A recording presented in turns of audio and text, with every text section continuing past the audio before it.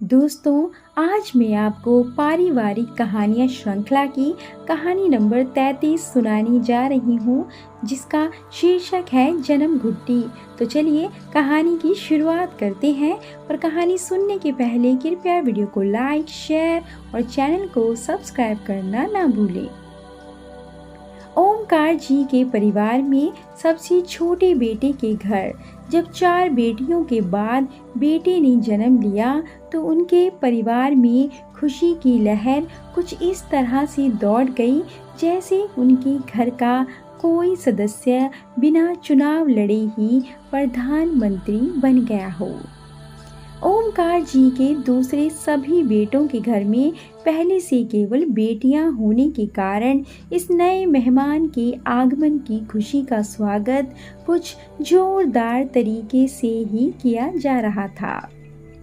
एक लंबे अरसे के बाद, कई बेटियों के बाद घर में बेटे के जन्म का समाचार मिलते ही घर के हर सदस्य के साथ दोस्त, रिश्तेदार और पड़ोसी तक अपने सभी ज़रूरी काम बीच में ही छोड़कर नए मेहमान के दर्शन करने के लिए मुंह उठाए ओमकार जी के घर की तरफ भागते हुए नजर आ रहे थे। विदेशों में इस तरह के मौके पर क्या रस्मों रिवाज होते हैं, इस बारे में तो ठीक से कुछ कहा नहीं जा सकता, क्योंकि विदेश जाना तो दूर, कुछ लोगों ने अभी तक दिल्ली शहर में हवाई जहाज़ों का बस अड्डा भी ठीक से नहीं देखा। हमारे देश में ऐसा मानना है कि बच्चे को जन्म से अच्छे संस्कार और गुणकारी प्रभाव देने के लिए किसी महापुरुष या घर के सबसे विद्वान एवं ज्ञानी व्यक्ति के हाथों से घुट्टी पिलाने की प्रथा कई पीढ़ियों से निभाई जा रही है। हर कोई लाभदायक फल पाने हेतु अपने रिवाजों के मुताबिक इस रस्म को निभाने के लिए गुड़, दूध, मक्खन, शहद आदि का प्रयोग करते हैं। अपने पोते को जन्म घुट्टी की रस्म का अमली जामा पहनाने का ध्यान आते ही ओमकार और उनकी पत्नी के चेहरे से सारी खुशी एक पल में छूमंतर हो गई। अच्छी खासी सर्दी होने के बावजूद भी दोनों बुजुर्गों के माथे पर पसीने की बूंदें साफ चमकने लगी थीं।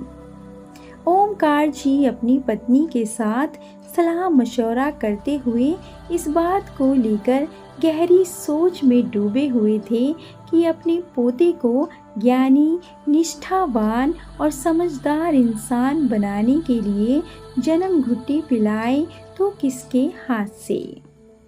अगर वो खुद घुट्टी पिलाने की इस रस्म को अंजाम देने के बारे में सोचते हैं तो दामाद और बेटियों के ससुराल वालों के नाराज होने का बहुत बड़ा खतरा दिखाई दे रहा था। अब यदि यह हक बच्चे के पिता यानी सबसे छोटे बेटे को दे दिया जाता है तो घर के बड़े बहू बेटों की शान धूल मिट्टी में मिलने का जोखिम एक बुरे खतरे की तरह मंडरा रहा था। बहुत सोच विचार के बाद ओमकार जी ने इस विकट समस्या का हल ढूंढने के लिए अपने गुरु जी की शरण में जाना उचित समझा। गुरु जी ने गहन सोच विचार के बाद ओमकार जी को कहा कि आप घर के किसी भी एक सदस्य को यह हक देने की बजाय अपने सभी परिवार के सदस्यों से आशीर्वाद लेकर नवजात बच्चे को जन्म घुट्टी क्यों नहीं पिला देते। इससे आपके सारे परिवार के सदस्यों की दुआएं और उनके सभी संस्कार इस बच्चे को मिल जाएंगे। गुरु जी के मुख से इतना सुनते ही भोले भाले ओमकार जी चक्कर खाकर गिरते गिरते बचे। गुरु जी ने जब ओमकार जी की इस घबराहट का कारण जानना चाहा तो उन्होंने इतना ही कहा कि अब आपके आदेश को हम मना तो नहीं कर सकते, लेकिन इसे निभाना भी सारे परिवार में कलह गड़बड़ पैदा करने से कम नहीं है।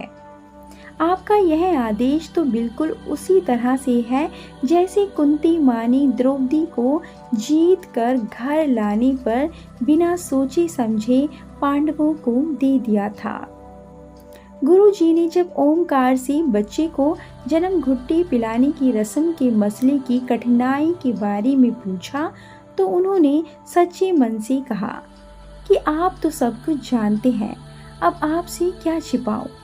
मेरे दामाद तो ठहरे पराए घर के, उनको किसने घुट्टी पिलाई थी यह तो भगवान ही जाने।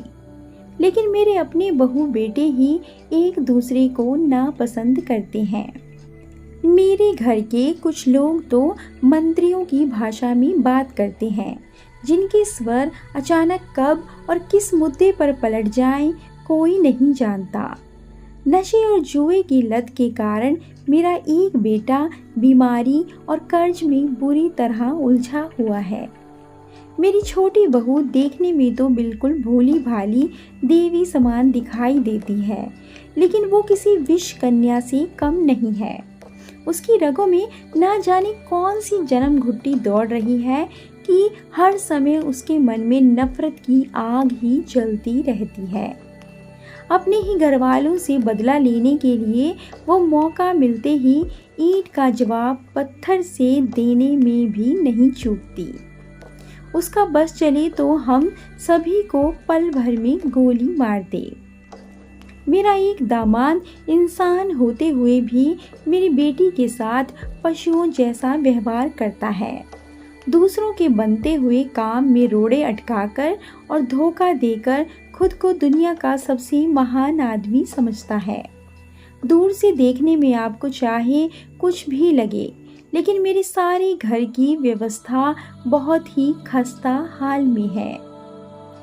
गुरुजी ने ओमकार के मन की भावनाओं को समझते हुए कहा कि उत्तम जीवन जीने के लिए किसी प्रकार की जन्म घुट्टी पिलाने से अधिक महत्व इस बात का होता है कि आप अपने बच्चों को किस प्रकार के कर्म और संस्कार देते हो। एक अच्छा नेक इंसान होते हुए उन्हें किस तरह से धर्म अधर्म के बारे में पूर्ण रूप से जागरूक बनाते हो। भगवान ने हमें अच्छा सुंदर शरीर दिया है तो हमें अपने हाथों से सदैव नेक काम करने का प्रयास करना चाहिए। अपने साथ साथ बच्चों में भी दैवी गुणों का आह्वान करने का प्रयत्न करें तो अवगुण खुद ब खुद हमसे दूर भाग जाते हैं।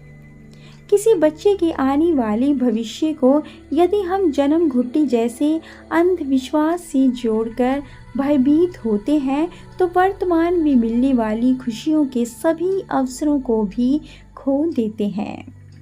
आप अपने बच्चों को चाहे कितने ही बढ़िया जन्म घुट्टी क्यों ना पिला लें, परंतु काम क्रोध अहंकार जैसे अहम भाव के आने से किसी भी मानव में वे सारे लक्षण आ जाते हैं जिनसे वह अप्रिय बन जाता है। जहाँ तक हो सके बच्चों को बचपन से ही ज़रूरतमंदों की सेवा और मदद करने के लिए प्रेरित करते रहना चाहिए। इसी से परिवार और समाज को प्रसन्नता मिलती है।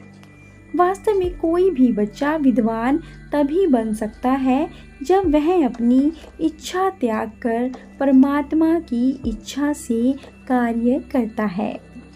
असल जीवन में वही बच्चा भाग्यशाली होता है जो दूसरों से ईर्ष्या नहीं बल्कि प्यार करता है।